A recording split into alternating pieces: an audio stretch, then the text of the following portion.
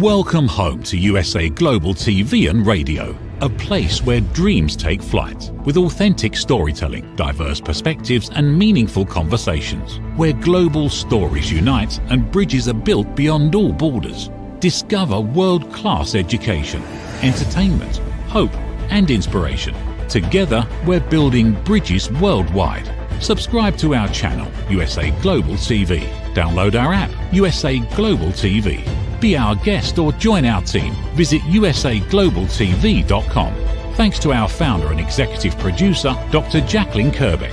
Music score by Yeffy Tang from Cloud Road Music. Voiceover artist Mike Porter. Creative direction by Paul Garcia. USA Global TV and Radio. Your home for global connection. All rights reserved. This video and its contents are the exclusive property of USA Global TV and Radio. Unauthorized use, duplication or redistribution in any form is strictly prohibited.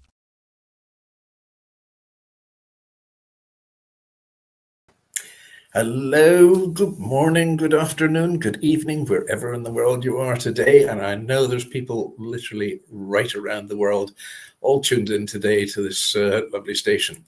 I'm Simon MacDonald. I'm your host today. I'm the presenter and the co-presenter of everything else as well. Dr. Jacqueline is going to be producing the show today.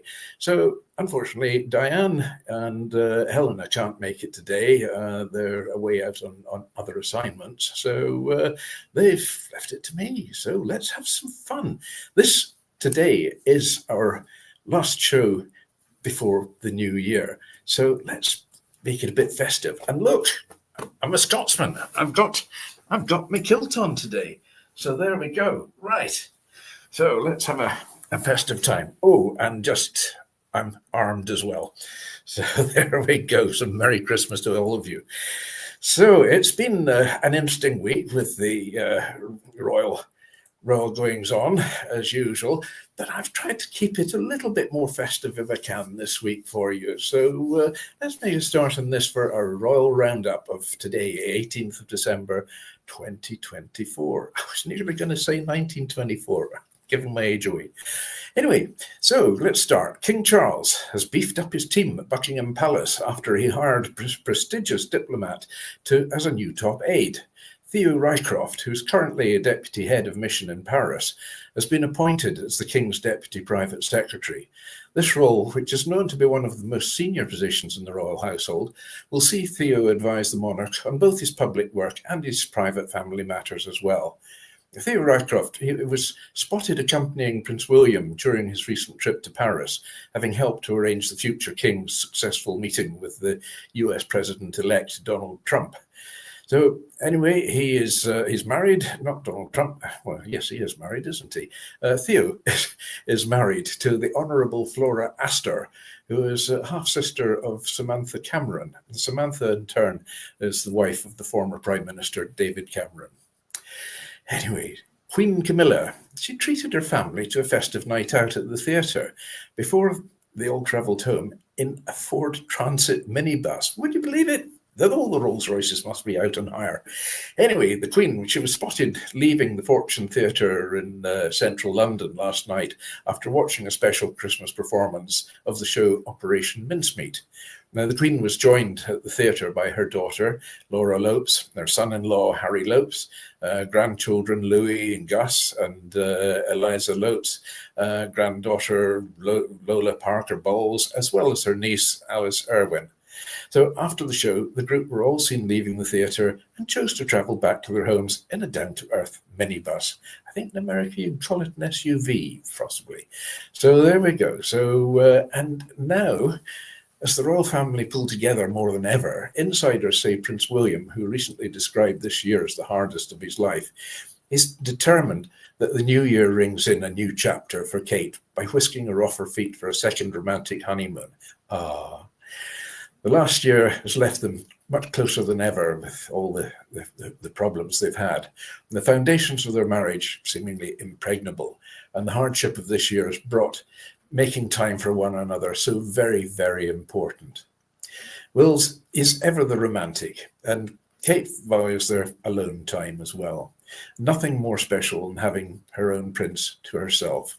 So he's planning a romantic getaway, just the two of them. And he set the wheels in motion to whisk Kate away, and those close to him wouldn't be surprised if the royal couple took this time out to reaffirm their wedding vows in a private blessing. So while the rift between the royal family and Meghan Markle and Prince Harry only appears to be deepening after the release of the Sussexes, that's a difficult word to say, the Sussexes, new Netflix documentary last week. So the Duke and Duchess of Sussex, actually, they've just released their 2024 Christmas card. And their festive design featured 6 personal photos on a forest green background, including a delightful image showing Prince Harry and Meghan Markle embracing their 2 children, Prince Archie and Princess Lilibet. The youngsters actually looked adorable in the snapshot as they sweetly ran into their parents' open arms. Lilibet, 3, and dressed in a summer dress, while Archie, aged 5, looked smart in jeans and a khaki jumper. And their vibrant red hair nonetheless stole the show, with Lilibet sporting long auburn locks. So there we go. So yeah, Daddy's got the influence there. The Duke of York has once again grabbed the headlines as his close ties to Yang Tengbo, the alleged Chinese spy, have come to light. He's been advised to uninvite himself from the annual Christmas Sandringham family get-together to prevent any further embarrassment for the royal family amidst the ongoing Chinese spy controversy. We should expect in future to see Prince Andrew only attending key family events such as weddings and funerals. Initially expected to join the royal family's traditional day church walk at Sandringham, a moment widely captured by the media, he will now be notably absent. So in what appears to be a gesture of support for her husband, Sarah, the Duchess of York, will also skip the Sandringham festivities. The couple is reportedly planning to spend the day together at their shared residence, the Royal Lodge in Windsor Great Park in Berkshire. Apparently that house is in a bit of a state, so they'll be spending the days rearranging the buckets catching the drips, I think, coming down from the leaky roof. It remains uncertain whether the Duke will be present at King Charles' customary pre-Christmas lunch at Buckingham Palace tomorrow, so we'll find that one out later. Princess of Wales has remained firm in her stance against the inclusion of Prince Andrew in this year's Christmas Carol service, which she's organised. And despite the efforts by King Charles to regenerate the Duke of York into the family gatherings, the annual Carol service hosted by Kate at Westminster Abbey has marked her return to the public engagements following her cancer diagnosis earlier this year. The event was attended by 22 members of the extended royal family, but noticeably did not include Prince Andrew, once again drawing attention to his strained relationship with the key royals. King has expressed intentions to restore some level of status for the younger brother. However, both Prince William and Kate Middleton have opposed the idea. Princess Anne, she's been the hardest working royal, based on a number of official engagements over the last 4 years. And she's attended a total of 217 engagements this year alone. That's a lot of work. And for anybody who says the royal family, what the heck do they do? Sit and reign all day? No, they work. And Princess Anne in particular, she's an incredible stalwart and a great worker. And finally, the Queen once hilariously pranked 2 American tourists. Now, I'm talking about the late Queen Elizabeth here. And according to her former protection officer, Richard Griffin, he recounted coming across a pair of hikers while they were accompanying Her Majesty on a walk around the grounds of Balmoral Castle. When the duo of the Americans failed to recognize the Queen, she saw an opportunity to have some fun out of it. So the plucky tourists asked the Queen who they thought was just another visitor if she lived in the area. Well, in response, she told the truth, revealing that, she had a house just over the hill, but leaving out one important detail, of course. Still not catching on, they asked if she had ever met the Queen. And promptly, her brilliant reply, quick as a flash, she said, "Well, I haven't, but Dick here meets her regularly." So according to Richard, the encounter ended with the pair snapping a selfie with the protection officer, then going on their merry way, none the wiser. And who could forget the Queen's hilarious comeback when a guard stopped her while she was trying to drive into the Royal Windsor Horse Show.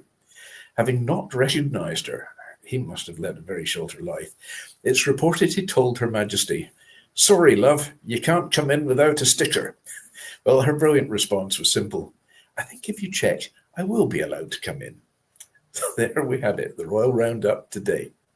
And a slight festive note to it as well. So anyway, this week, as I say, Scotland here today, it is a horrible day, believe me. It is blowing a gale and it is pouring down with rain, absolutely torrential. So yeah, definitely tonight is a night for the fire. And Christmas trees up, so we're all festive in this household. So let's have some strange but true. Yes, we do the strange but true facts each week, and I enjoy digging up all these different things as well. There's some interesting things, and there's some not so interesting ones. I try and sift out the ones that are appropriate. So I'm trying to put a slight sort of festive type note onto it today. So let's start then. So it snowed in the Sahara Desert for 30 minutes on February the 18th, 1979. Now, who would believe it? And in that vein, it snows metal on the planet Venus. There are two types that have been found. There's galena and bismuthinite. Yes, it's quite a difficult one to pronounce that as well. I always seem to get the difficult ones to pronounce. Bismuthinite. Yeah, that'll do. So there we are. Rains metal on Venus. I wonder if it rusts. So, and again, looking to the skies, can't see much up there tonight with the clouds and the rain. But however, there's more stars in space than there are grains of sand on every beach in the world. I wonder who counted it. I mean, you know, the mind boggles. You just look at one sandy beach and you just think, how many grains of sand are here? But then you take in the whole world and apparently there's more stars than all that sand. Wow, when will the bricks arrive? So on a Christmassy note, there's a town in Indiana called Santa Claus. Would you believe it? Wow, must go there. Especially at Christmas time. I should think they're very busy.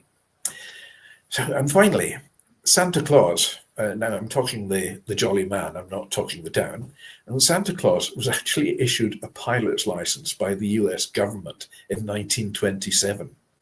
And they also gave him airway maps and promised to keep the runway lights on. All of them? Wow. Yes, right. You know, there we are. Just you know, imagine your tax money is being put to very good use, of course, in the States just now. So I wonder if Mr. Trump will have something to say about that when he gets in behind the reins of power at the beginning of the year. Does he believe in Santa Claus?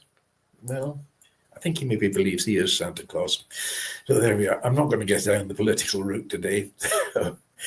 But anyway, finally, we got to look at, well, you know, each week I've always tried to do something topical, and obviously it's got to be Scottish as well. And again, look, it's the festive period. We've got Christmas and New Year. Over here, we call the New Year, we call it Hogmanay. So what I'm looking at this week is Scottish festive traditions. So 'tis the season to be jolly. And if you're celebrating Christmas or Hogmanay in Scotland this year, there are lots of seasonal Scottish traditions that you can take part in. Some of them old, and some of them quite new as well. So let's go back to the beginnings then. The Neolithic solstice. Celtic pagans held celebrations around the time of winter solstice, which was usually around the 21st or 22nd of December. And that was an acknowledgement to the shortest day of the year. The festivities were in part to brighten the dark winter days and to appease the gods and allow the sun to return. Then the Vikings began raiding Scotland in the late 700s AD, and they settled here from the 8th to the 15th century. The Vikings from Norway, they brought their own way of celebrating the winter solstice, which they referred to as Yule. This Old Norse term has its roots in the time of Yule, the pagan festivities, which took place across what we now know as Christmas time, as well as being translated from Norse poetry as the word for feast. So highly appropriate, since midwinter feast was a key part of Viking celebrations. In fact, I think the Vikings would have a feast at the slightest excuse anyway, but winter they really laid it on with a trowel. So there's plenty to do in Scotland in the winter, and most Scots love getting in the festive spirit. But did you know that Christmas was actually banned here for almost 4 centuries? So before the Reformation in 1560, Christmas in Scotland had been a religious feasting day. Then the powerful Kirk, or Church, frowning upon anything related to Roman Catholicism, the Scottish Parliament passed a law in 1640 that made celebrating Yule vacations illegal. The baking of Yule bread was a criminal act. Goodness. Even after Charles II was restored to the throne, celebrating Christmas was still frowned upon in Scotland for a long time. And it wasn't actually until 1958 that 25th of December became a Scottish public holiday, which is why Hogmanay and New Year celebrations in Scotland have become so important.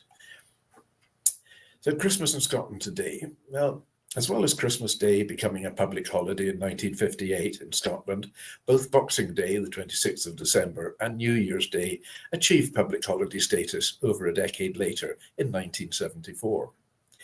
Most families love to celebrate Christmas throughout Scotland, as they do everywhere else in the world, and that's ranging from the Outer Hebrides to the Northern Isles of Orkney and Shetland, to the Highlands, the Lowlands, and the Central Belt. If you're curious about Christmases in the past, let's take a wee peek into what the Scottish Merry Christmas looked like through the years. So Scottish Christmas traditions. Working on Christmas Day, well, it's now a distant memory for a lot of Scots, but there are many old traditions that people still hold on to. For example, some folk like to bake unleavened bread, Yule bread, for each person in the family, and whoever finds a trinket, coin, or charm in their loaf will be blessed with good luck for the year. Other traditions include burning a twig from a round tree as a way to get rid of any bad feelings between family and friends. I think Prince Harry might have to burn the whole tree, never mind just a twig. And then the first footer, which is a special name historically given to the first person to arrive on Christmas Day. Now, this tradition is now commonly associated more with New Year's Day. And to bless their guests, first footers come with such gifts as a piece of coal or a log, whiskey, salt, and bread. And the coal or wood was to give warmth, the whiskey to give cheer, of course, and the salt is to ward off the evil. And the bread, well, that's to give sustenance. Black bun is also a popular first footing gift, and black bun is a traditional one. It's made with raisins, currants, almonds, citrus peel, allspice, ginger, and cinnamon, a lot of booze, and topped with pastry. It's a filling not dissimilar to that of the traditional Christmas cake. So modern Scottish Christmas traditions are similar to those of other Western countries. People will sing carols, or wassailing as they call it down in Devon and Cornwall, and decorate the houses with lights, putting up the Christmas tree in the window and a wreath in the door. Children, they write letters to Santa Claus, and on Christmas Eve, they leave something for him to eat, like a mince pie, and a drink, like, well, maybe sherry, but more often not whiskey. And when he comes to visit in the night, it's a cold night, bit of whiskey, does no harm. So Christmas Eve, some families like to attend midnight mass or the watch night service, and on Christmas Day, people give and receive presents before gathering around the table for what we could call a hearty lunch. People will pull Christmas crackers, tell jokes, usually bad ones, make toasts to absent friends, and just hark over past events of the year, and then relax for the rest of the day off in front of the television to watch the annual King's speech. New Year's Eve in Scotland is called Hogmanay. Now, this joyful gathering was especially celebrated in the years when Christmas was banned, and celebrations could last for days, and actually they often still do. I know, we suffer for it. Edinburgh hosts one of the biggest and most famous Hogmanay street parties with an amazing fireworks display. All over the country, Scottish people brighten up the dark winter with music, poetry, and bonfires, and just generally have a whale of a time. Plenty of Scottish Hogmanay traditions, some dating back centuries, and some only a few decades old. Certainly the most famous of all, and it's a global thing, and it's the singing of Auld Lang Syne, which was written by the iconic Scottish poet Robert Burns, or Robbie Burns as he's known better here, and sees people gathering and linking arms to sing together. Well, this became a popular convention by the mid-20th century. And there are other poems and songs by writers like Robert Louis Stevenson that celebrate Hogmanay and the passing of the year. But nothing holds a haggis to Burns' classic song. I mean, it really is. Everybody knows it. And Scotland also has some weird and wonderful Hogmanay events. The Stonehaven Fireballs Festival has its roots in pagan traditions. For nearly a century, residents of this Aberdeenshire town have paraded along the streets on Hogmanay, swinging giant fireballs to drive evil spirits away and purge the old year. It's quite a spectacular event. In the Orkney, well, you'll need to fight for a view on the Kirkwall Ba on New Year's Day, which sees almost an entire town turned into a football pitch for a chaotic and competitive kickabout. And again, it can turn into the Whiskey Olympics as well. There's quite a lot of that about. In Burghead in Murray, the burning of the Clavey involves carrying a flaming tar-filled barrel through the streets on the 11th of January, which is the Gaelic New Year's Eve, which dates back to the time before the Gregorian calendar was adopted. Then some Scots, well, they like to encourage good luck in the new year by doing a spot of redding and cleaning their house from top to bottom. It's a good one for getting the children involved, well, if you're lucky. And that's done on Hogmanay. It's also meant to be bad luck to clean or do the laundry on New Year's Day, in case you sweep or wash away the good luck. So instead of cleaning, the more thick-skinned of us may take part in the Looney Dook, a modern tradition where people take a dip in the Firth of Forth on New Year's Day. And believe me, the Firth of Forth, even in the summer, is very, very cold. So finally, well, how do you say Merry Christmas in Scottish Gaelic? Well, the spelling is very different to the actual pronunciation. And forgive me, Gaelic speakers on here tonight, if I have not got it right. But it should be Nolig Chreithil. So there we are. So I will drink a toast to you now and say Nolig Chreithil. Cheers. Or Slàinte, as we would say in Scotland. So that is a pocket of what we do at Christmas in New Year in Scotland. And certainly Hogmanay or New Year is still in many areas regarded as a bigger event than Christmas. But I don't know, I like Christmas. I think there's something special about it. Everybody's friendly at Christmas.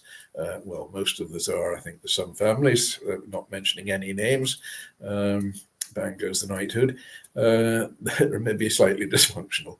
But anyway, there's a warmth about Christmas, and it's just so lovely to see the houses decorated and get the Christmas tree up and all the decorations out. And I mean, even my dog has a wreath of tinsel around her neck instead of her regular collar now. So she's well and truly into the Christmas spirit, and got her nose looking underneath the Christmas tree at parcels there, thinking, which one's for me?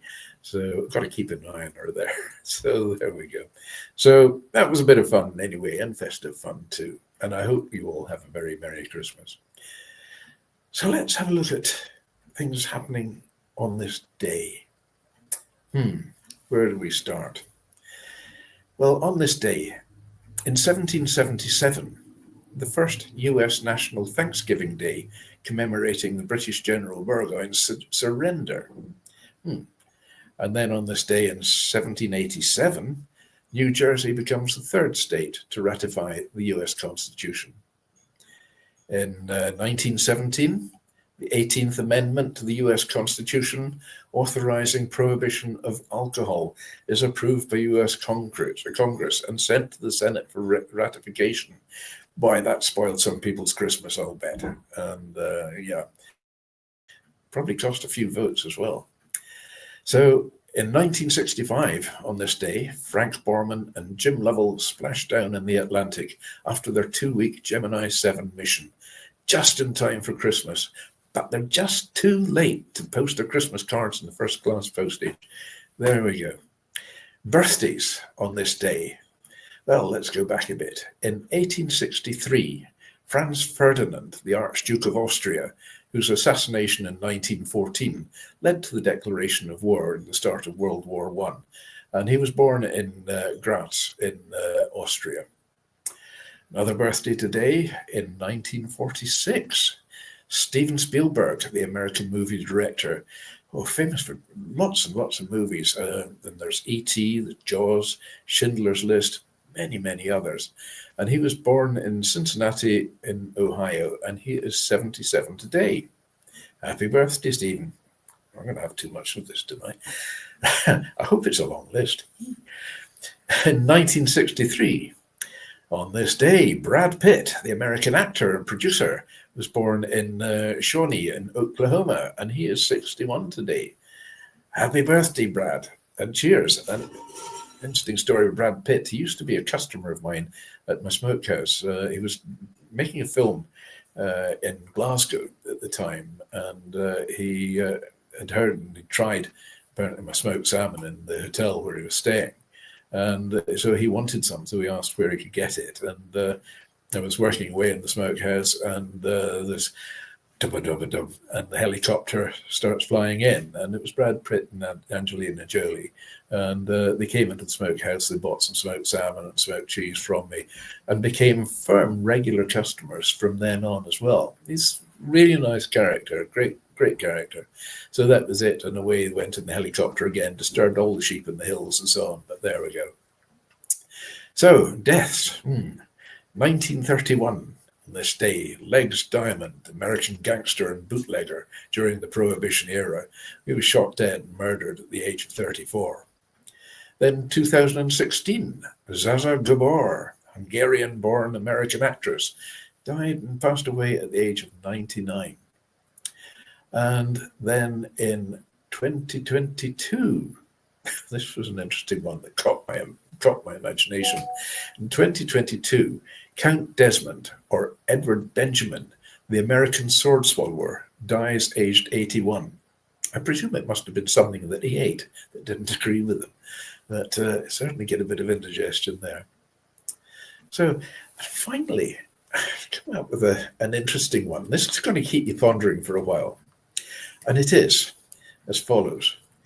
Was it a car or a cat I saw? If you spell it backwards, it reads, was it a car or a cat I saw? There we are. Write it down. Was it a car or a cat I saw? And then try spelling it backwards. You'll see it is. Was it a car or a cat I saw? If anybody can find one bigger and better than that, let me know. Just drop us a line to USA Global TV, or you can email it to me at macdonaldsimon@ymail.com. So there we go. That is, there's some interesting ones today. We've kept the festive charm going, and that's it. It's just a pity that DIANN and Helena couldn't be here today as well to join in with the festive cheer. But they will be back at the beginning of the year, and we will have some more really interesting shows for you as well. So I look forward to seeing you all then, and wish you a very, very happy Christmas and a very, very happy New Year. God bless you all. Thank you for watching.